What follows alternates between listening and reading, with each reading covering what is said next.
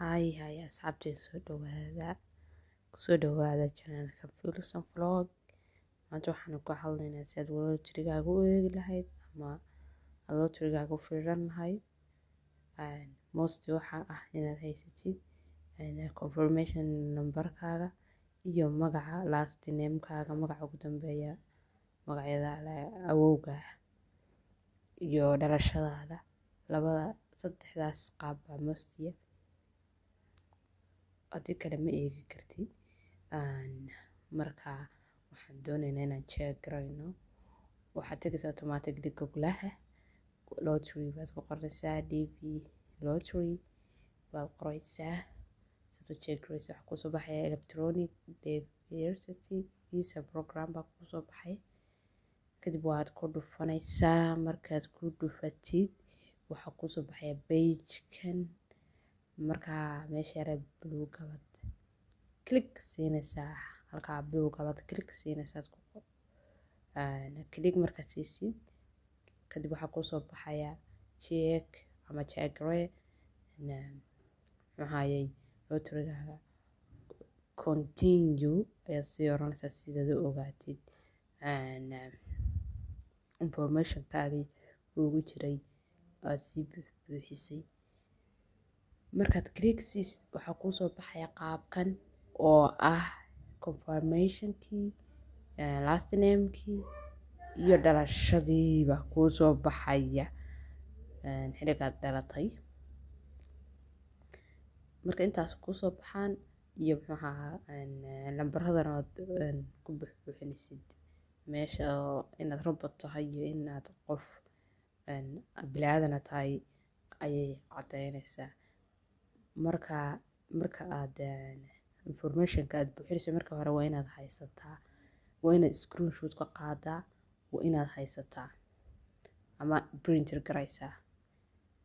Hadda waxaan gelinayaa confirmation numberkii tusaale ahaan confirmation numberkaan gelinaynaa waa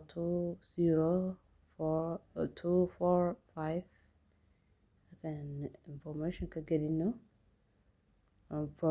Confirmation-ka markaan gelino hubi lambarada qaar mararka qaar zero-ga kale oo ka khaldami karaa oo ba noqon kartaa. Halkan last name-kan gelinaynaa. Last name-kan halkan gelinaynaa. Mararka qaar bay ka noqon kartaa zero oo kale oo noqon karaa ka fiirso. Last name-kan gelinaynaa Jango. Halkan waxaan gelinaynaa dhalashada 2003 ama 2002 sibaad. Halkan xarfahan aan gelinaynaa 4XMK JY. Simit baa dhacaysa automatically. Simit markaad tidhaahdid waxa kusoo baxaya has not selected iyo selected. Labada has not selected uma aqbalo waa la aqbalay qofkan. You have selected randomly selected waa la aqbalay qofkan. Saasoo kale kusoo baxaysa markii lagu aqbalo oo has been selected baa noqonaysa. Laakiin markaan lagu aqbalin has not selected baa noqonaysaa. Kadib information kalaad buuxinaysaa oo celinaysaa.